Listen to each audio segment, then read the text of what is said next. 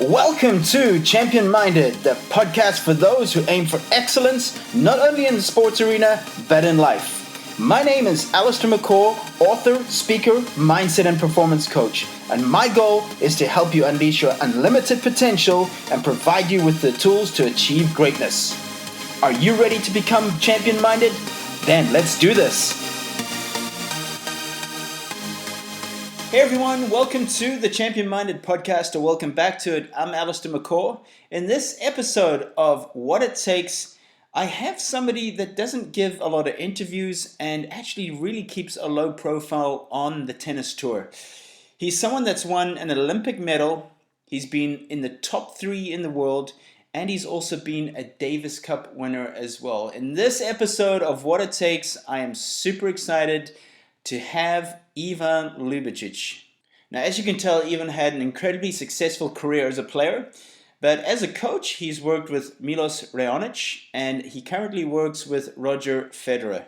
Now, guys, having been personally on the tennis tour, the ATP tour and WTA tours for at least 15 years, I can honestly tell you that Ivan was one of the most popular players and one of the nicest guys out there. I mean, I was super honored to have him on the podcast because, like I said in the beginning, he doesn't usually give a lot of interviews. He's a very private person, and I was just so excited to get him on for this podcast. Now, in this episode, we talk about his escape from Bosnia and Herzegovina as a kid to Croatia, his early days playing tennis, his influences and mentors, the toughest opponent he faced, what he didn't like in a coach, what he misses from his playing days, obviously being on the tour, his work with Milos Raonic, working with obviously Roger Federer, as he is still the current coach of Roger, the new generation coming through. I also asked him who he sees winning slams in the future. I also had some quick fire fun questions for him, and I also asked him what would be the one rule he would change in the game, and of course so much more. Guys, I know you're going to enjoy this one. This is Ivan Ljubicic. Ivan, welcome to the Champion Minded podcast. Let me first start by asking how the last few months have been for you. Weird, strange. I don't know. I mean, we try to, make most out of what we have.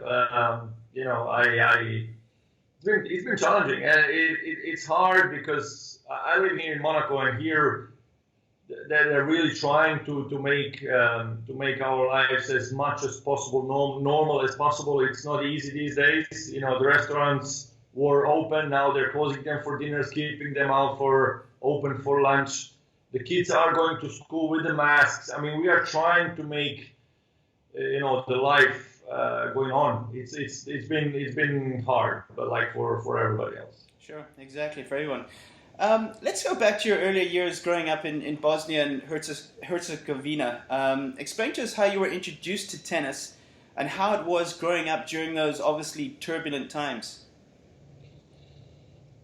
I mean, it was strange to start tennis because, I was born and I grew up in the place where tennis was like really not much was going on, and everybody was just playing football and basketball around me, and I was playing football and basketball with the friends also in the free time. And then one day I just saw Wimbledon on TV, and I just asked my father, can I try that, So, and that's how it started. It was quite late. I was 8-9 years old, which is fairly late for tennis. And so that's why under 12 and at the beginning of my career, I was way behind my generation. And then we had a war, and then it was just very complicated moments for my family first, because I was 12, 13, you do what your parents tell you to do. You don't really realize how difficult it is for them, and, the complications that are happening around you. I mean, you see it. You see the people with the guns. You see, I remember once I went for practice, and then we were stopped in the car on the way there. The guys with the machine gun, pointing at you, asking where you're going. Like almost kind of not believing that I'm actually going to play tennis. What are you doing? You're not supposed to go anywhere. So that was the moment where my parents realized, okay, this is, we got to do something. And so we left, and we were refugees for 6 months in Croatia. With my mother, my brother, and my mother. My father couldn't leave. So that was the most difficult, definitely, period of my life. I mean, I was 13 without my father. We had no idea what was happening with him. And then he managed to escape as well. And then, I mean, it's obviously a very long and difficult story. But then I ended up in Italy. I mean, the Bosnian Tennis Federation was trying to organize some kind of activity for the players who were obviously around the world. And we got this invitation from the club in Italy to get 10 players there. They contacted me if I would wanted to go. I said absolutely yes, and I lived, and this is where my life changed completely. I lived in the club for 3 years, in my most important period of my career, between 14 and 17. I think this is the most important period of anybody's career, and I was living in the club, in not one of the best club in Italy. And I just used the facilities, the coaches, everything I had there was a miracle, really. So that's where things kind of really started to happen. I was, maybe 12 and under. I was top 20 in the country. Maybe not even that good, but then I really picked up very fast. Under 16, together with Ivo Karlovic, who is still playing, by the way. We won the Winter Cup, which is European Indoor Championship, which was a big surprise. Nobody really expected us to do that. That was kind of the first signs that something nice could happen. And then 17, I played already junior Wimbledon final, and then things started to roll on the international level very positively. Well, interesting you should bring up Ivo, because obviously he's in my hometown at the moment in Delray Beach, playing at 41, still shooting down 27 aces in 3 sets. So. I heard. I saw. I mean, we're same generation. We share a lot of things together. He's 1 month older than me, actually. He was also a late bloomer. I think he came on tour much later. But at 16, I mean, only when we were 1995, when we were 16, after winning that Winter Cup, the European Championships for teams, we got a wild card at the Umag ATP event in doubles, and we beat Berasategui and Clavet, which were, top players, and this was major breakthrough for both of us. And 26 years later he was still playing. I'm long retired, but he keeps going. I mean, he's a legend, unique. Berasategui with the forehand. It was tough. It was tough to get the ball to his backhand, wasn't it? Because his position was. Well, but that's one of the tricks, because we both already then, at 16 we had big serves, so it was kind of easier to get in doubles, of course, to get to his backhand. But then I played actually Berasategui in singles a couple years later on clay, and that didn't end up well. Obviously, I mean, you obviously made a lot of progress as a junior. You weren't the best under 12, and of course. Today we see so much emphasis on parents hoping their kid is the best under 12, all this thing. But you made steady progress. Who were some of the early influences on your life, mentors, coaches, for example? Well, I mean, I was idolizing Stefan Edberg. He was somebody who I was looking up to, and I played at that really between 12 and 17. I played a lot of serve and volley, and I was coming in all the time. And if you look at my backhand, it was based on his backhand, and he was somebody that I tried to copy and learn from. And he was somebody that I really kind of admired a lot, and also the way he was on the court, and you can see still similarities in on-court behavior as well. He was my idol. And then later, Goran Ivanisevic was inspiration, because he was Croatian, I was Croatian, and his serve, I try to kind of, copy his serve in a way, so the motion, you can see there's a lot of similarities there. So I was taking pieces from, various players and try to build up, obviously, my own game. Those two players, I would say that they had, big impact on my career. And then Pete Sampras I admired a lot, again, for the way he was on court and just like head down, just focus on the result and not a lot of hype around him, although he won as much as he did. but he was performance only kind of guy. And a mentor, I mean, I had one coach my entire career, basically. Riccardo Piatti was my everything, my coach, my mentor, my, you don't need to look away from him a lot. I mean, he was absolutely everything I got in tennis was from him. That's incredible. I mean, that just shows loyalty as well. Because so you were with him from the age of what, 15, 16? No, it was 96, I think, from 17 till the end of my career. So, yeah, 15 years. That's pretty phenomenal. Ivan, moving on to the tour, who was your toughest opponent or opponents to play against? Who was that, like, one player or two players that, you saw in the draw and thought, ah?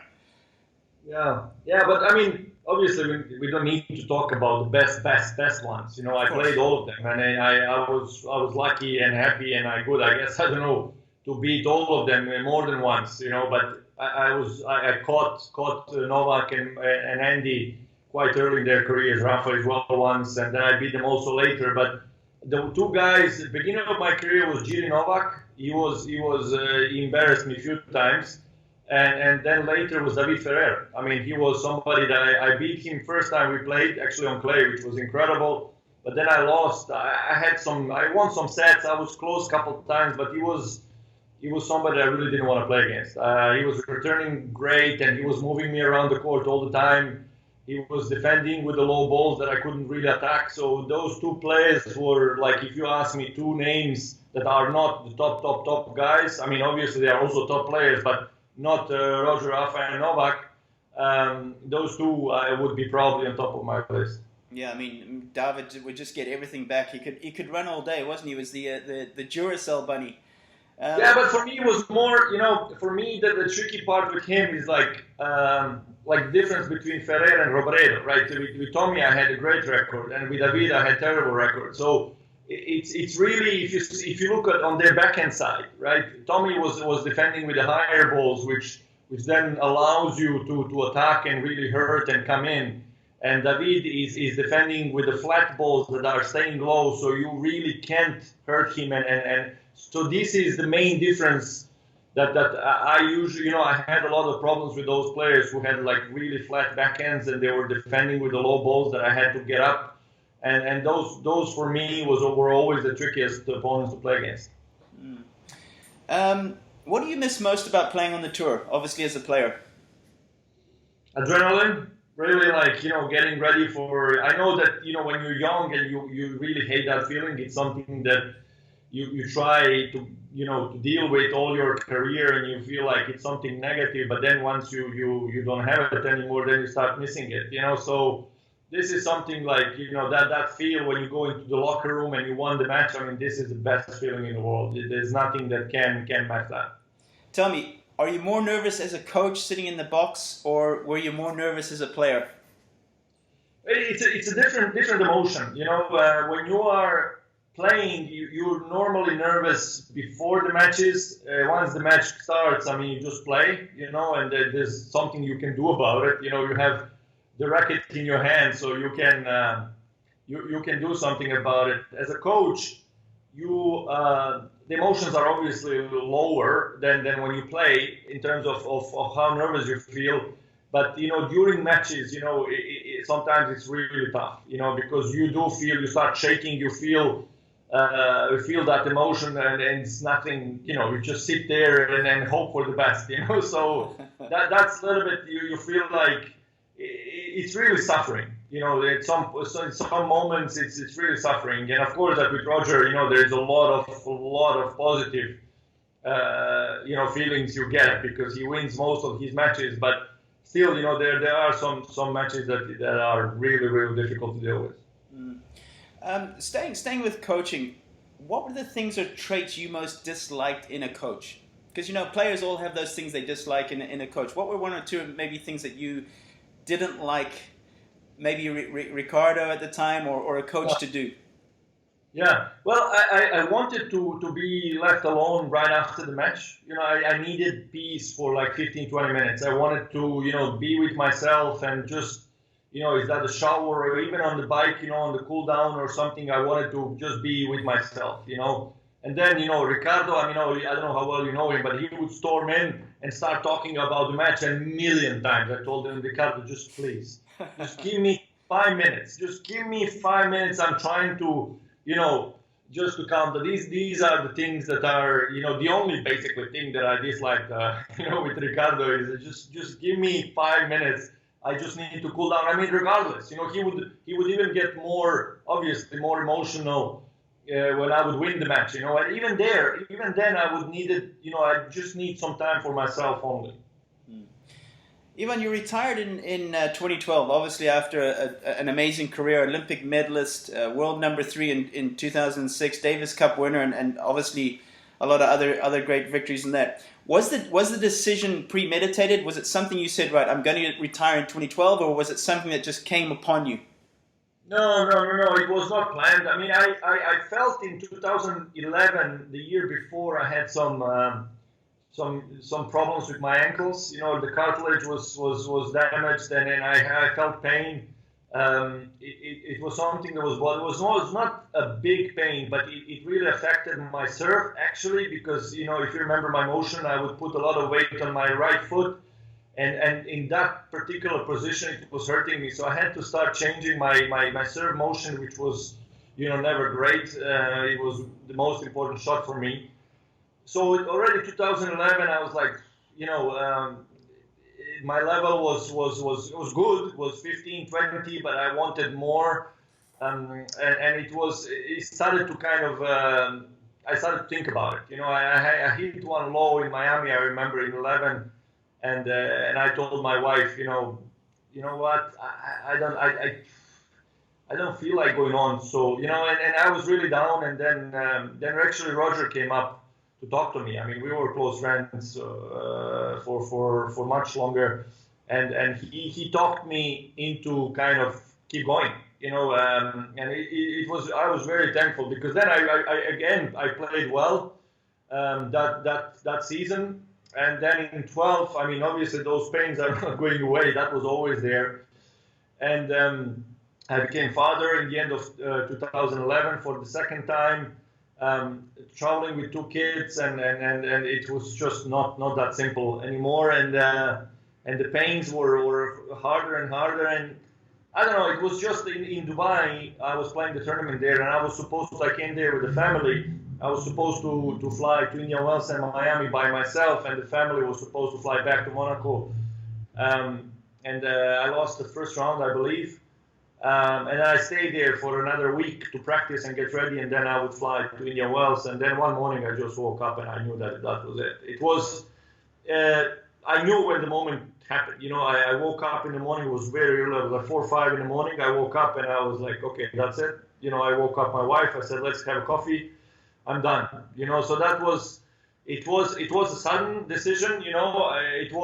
I'm so happy because it was the perfect moment. I never looked back thinking this is too early or too late. It was the right time. I just had to make the decision basically then, is that it, or am I going to play maybe another tournament just to say, bye to everybody? And that we decided to do that one more tournament, which was Monte Carlo.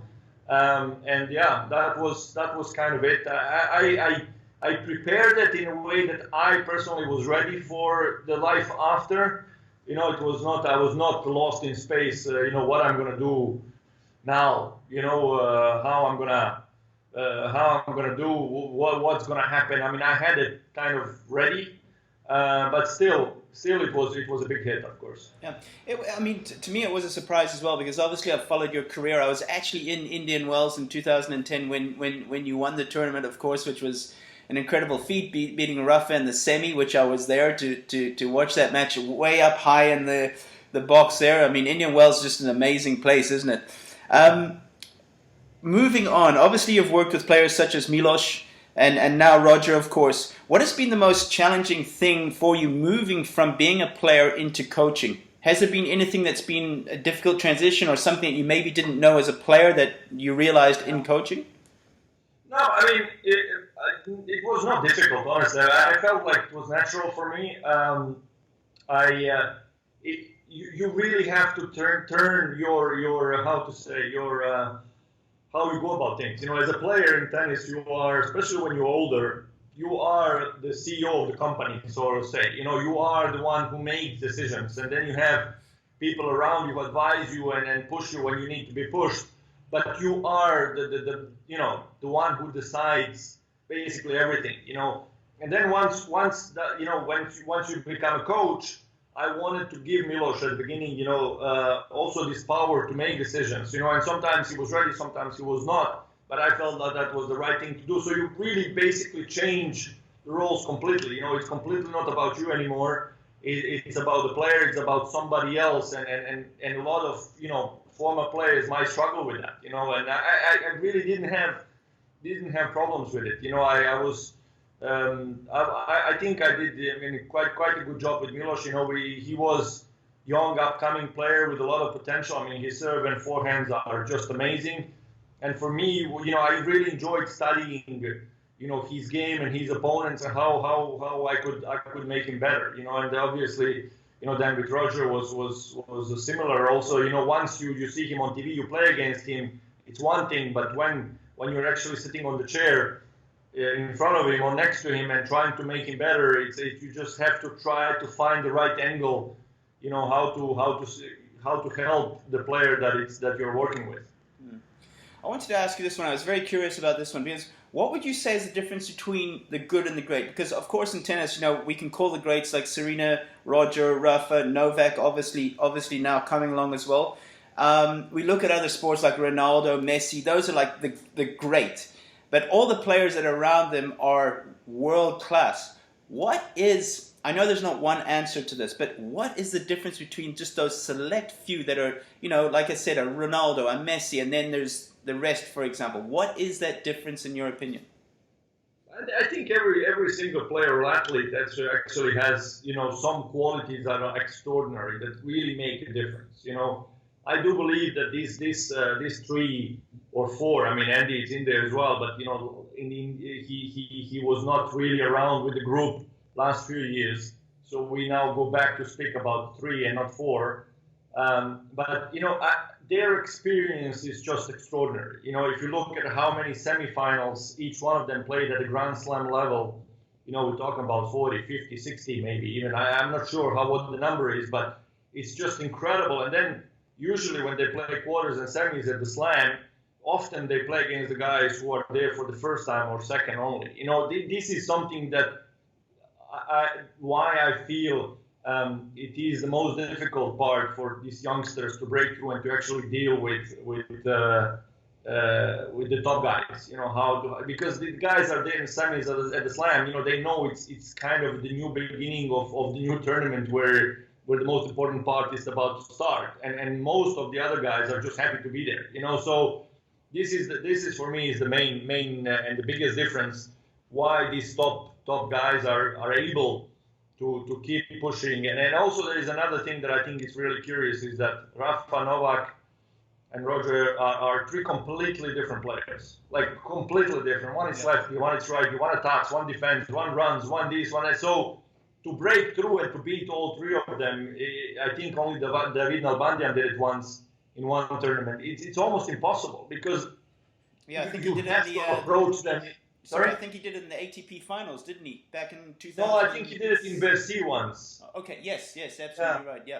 So it is just, when you face these guys, I played all of them, and I remember, if you play well, you can beat one guy, but then you get something completely different. You really have to be better than all 3 of them. Not play better, but be better than them. In 1 week, it's impossible. It's just not possible. So this is where it's also, and for 3 of them, it's actually they need to beat only 2, not 3. So this, I think, is the major, the reason why the youngsters had so many problems. And but to come back to your original question, what does make them extraordinary? It has to be the mindset. You have to be really believing that you can do something that has never been done before, and you don't make a big fuss about it. I remember going up and looking at Sampras winning his 14th Slam, and people thought, okay, my God, nobody will ever get anywhere near, and then you see these guys, especially Roger, because he was the one who was, doing it first.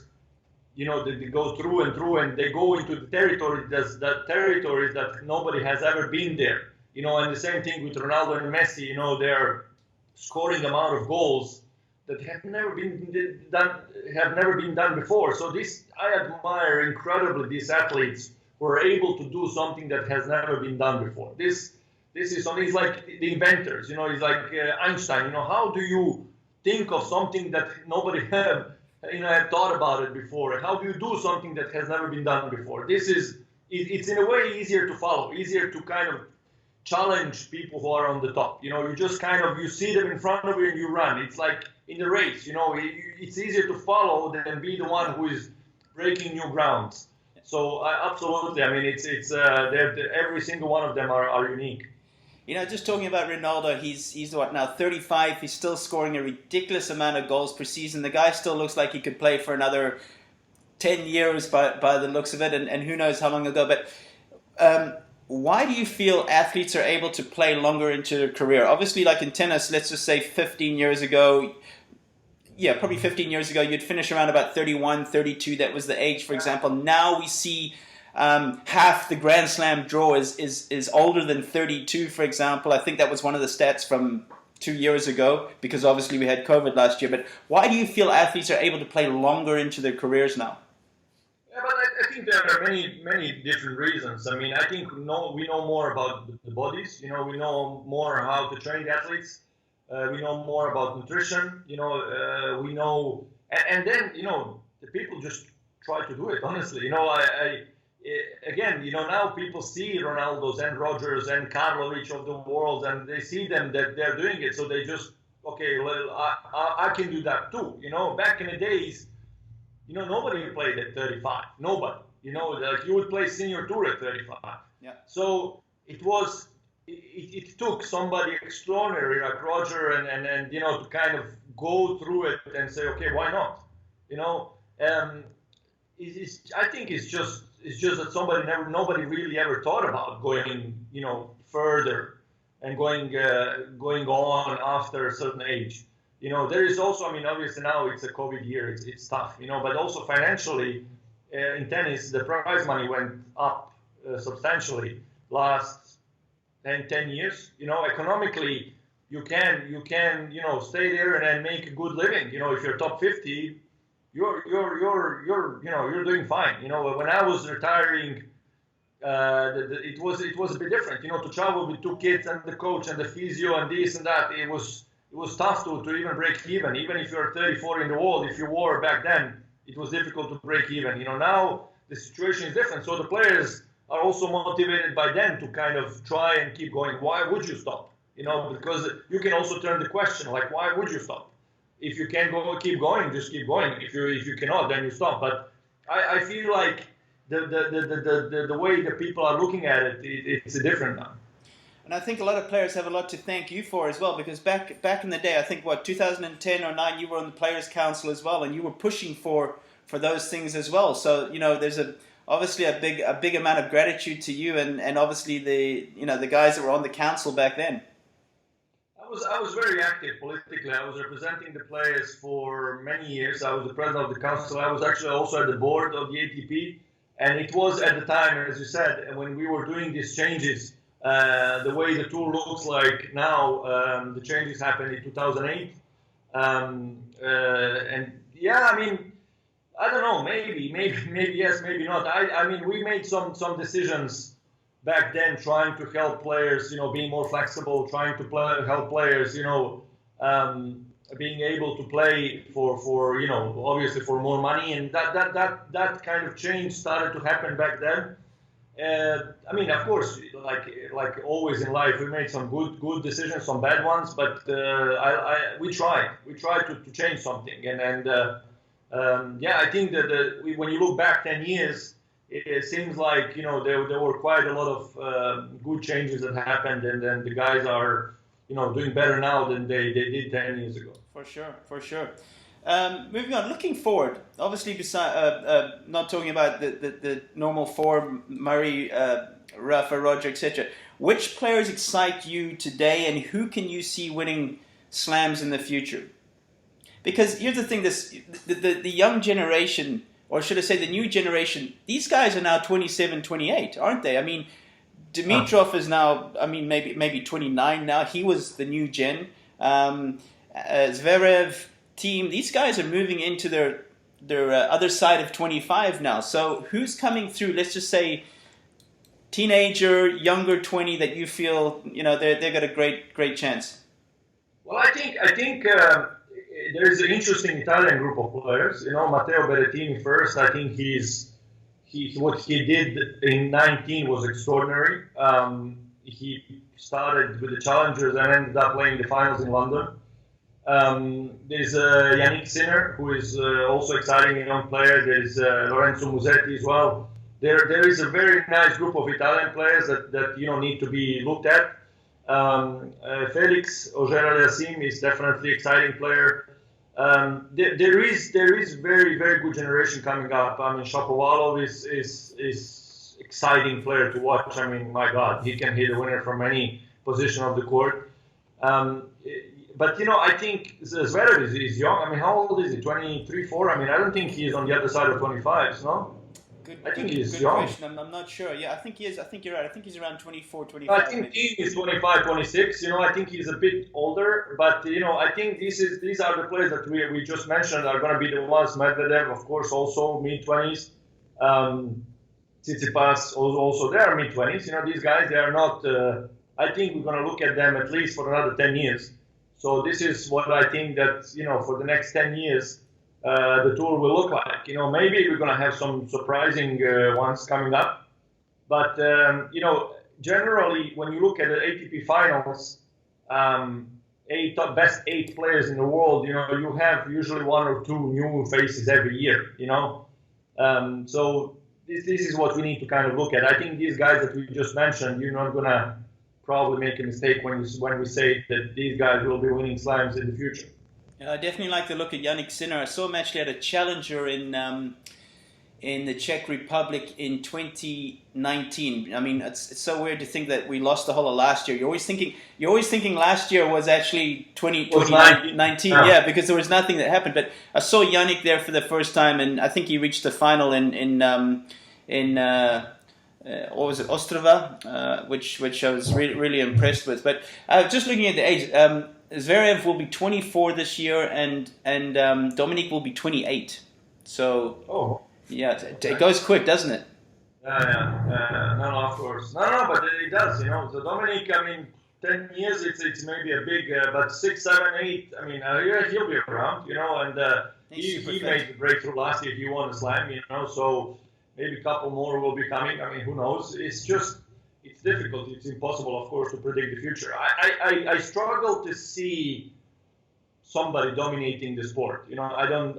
It is difficult or impossible to predict that somebody will. There's going to be another player who's going to be winning 20 slams. I mean, maybe it could happen, but yeah, I think it's going to be extremely difficult. Yeah, of course. Obviously, Ivan, I want to be respectful of your time. I know that you're a busy person. You obviously run your own management company as well, so you've got a lot of things going on. But we have some questions from followers here and fans, and I had to cut them down because we had so many. So I've chosen just 4 for you.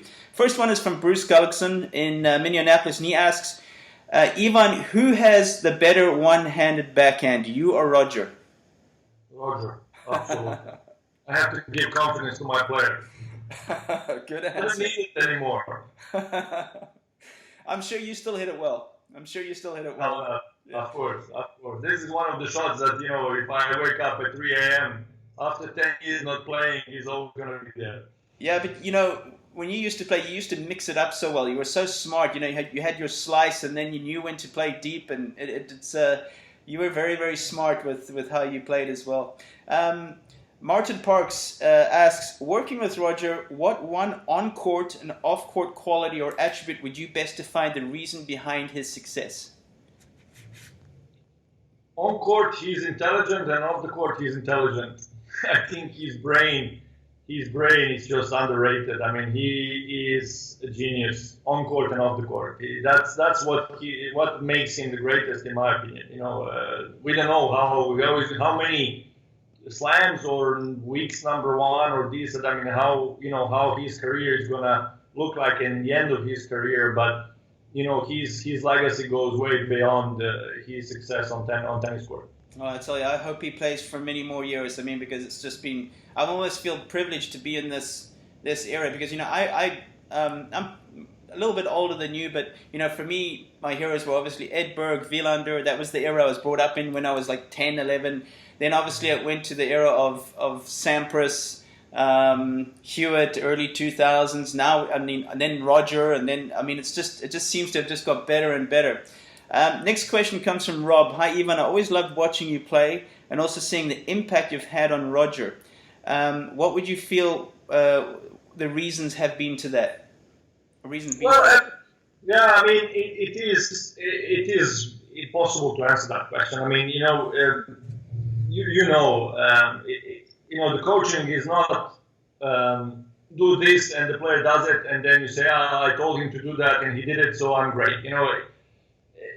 The coaching in tennis, especially, it's a relationship, it's a friendship, it's spending a lot of time together, including the dinners, the lunches, the breakfasts, the traveling, the this, that. So you can't really point the finger at one thing. What did you do with the player?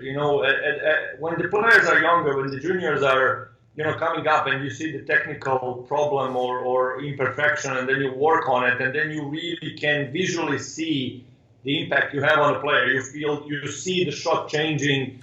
This is something that it's much easier to kind of analyze. But with the older players, it's just not. I really hate when the commentators start. The Novak is starting to work with Boris Becker. You can see the work of Boris. He's going more to the net. I mean, come on. It's not that simple. It doesn't work like that. The guy went to the net, so all the players that he's going to work with are going to go to the net. That's not the work of the coach. The work of a coach is try to get out of the player what he has inside, and he's not been able to express himself. And just tweaks here and there. So it's impossible to answer that question in like sharp and simplified way. It's just not possible. Sure, totally agree. And last question comes from Lachlan, and he's saying, how has playing against Roger in your career helped you better understand him and as a player and person? A lot, actually. I think that's a great question. I mean, I played against Roger 16 times. Wow. So I think definitely he's the player I played the most against. I won 3 times, so I had my my fights. I won few, but we had some tough ones, and yes, it did help actually quite a bit. One thing it also when I see some kids, juniors that I'm interested in, and I actually want to play with them. This is the best way to understand about the player. Watching from the side, it gives you least amount of information. Watching from behind the court, it gives you a lot. Watching from within the court, inside the court, gives you even more so. But playing against the player, it gives you the most. And the fact that not only against Roger, but okay, now this generation. When I started to coach Roger 6 years ago on tour, there were a lot of players. Majority of the players that were still the ones that I played against. So that also helped me.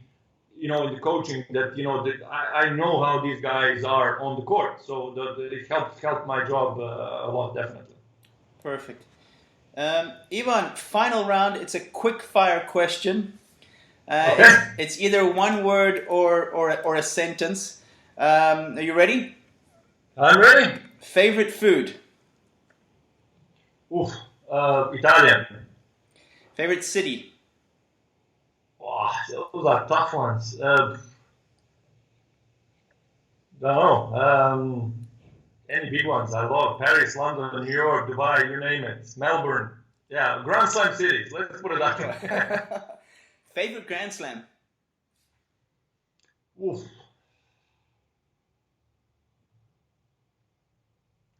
Can I have 2? Sure. Paris and Melbourne. Like it. Favorite sports team? AC Milan. Oh, you're a Milan supporter. Okay. Yeah. Ibrahimovic is injured at the moment, Isn't he? He's coming back. He played last 5 minutes last game. There's another example. What's he, 38? Older, 39, I think. Phenomenal. Favorite athlete, male and female, past or present? Favorite athlete. Obviously Roger. I mean, but besides... That doesn't count. Michael Jordan and Steffi Graf. Nice. Favorite movie? Not really a movie guy, but yeah, Star Wars. Any of the Star Wars. Okay. Monaco Formula 1 or the Olympic 100-meter final? Olympic 100 meters. Yeah. Tea or coffee? Coffee. Never drink tea in my life. No? A lot of coffee though. I don't know. When I'm here in the States, it's coffee. When I'm in Europe and UK, it's tea. It's just I don't know what it is. It's just like I think that's the way we should go about it. Like you do what where you are. And that goes back to the food. When I'm traveling, I'm trying to eat local food. That's how we do it. You don't eat Italian in China. It doesn't make sense. Yeah. Here's one you're gonna like. Obviously, being from Croatia, jalapeno or pizza. Now, there's a tough one because it's Italian and it's your home. Jalapeno all the way, absolutely. I'll tell you, I was in Croatia last year. Ivan, in 1 week, I put on 3 kilograms because I had jalapeno like almost every single night. I tell you, it was dangerous. Delicious. Yeah. Final. By the way, let's just tell it's small pieces of meat, and then you can have a lot of them. Let's explain to people what that is. Exactly, and of course it always comes with a side of fries, which doesn't help, and obviously that sauce that I can't remember what that sauce is. It's like a reddish orange. Ivan. That's it. Final question. This is a tricky one. What one thing would you change in tennis? One thing I would change in tennis. A rule or anything that you would change in tennis. Why would I change anything? No, I mean, I think I love our sport. I mean, I've never thought about it honestly, but I would change travel to make traveling easier. That's what I would do. If that goes into that question. It's funny, it's a traveling question. Is the hardest part. It's a question I ask some players, and if they don't have a big serve, their obvious answer is you can only have one serve in tennis. And how that would change. I had a discussion with Bernie Ecclestone about one serve conversation. He insisted to me that would be much better for me if we had one serve. And I was like, Bernie, how do you explain that? He said, well, if you have one, then the good serve makes even bigger difference. And I was like, well, honestly, if I have to change the number of serves, I would rather have 3 than 1. So we disagreed there. Yeah.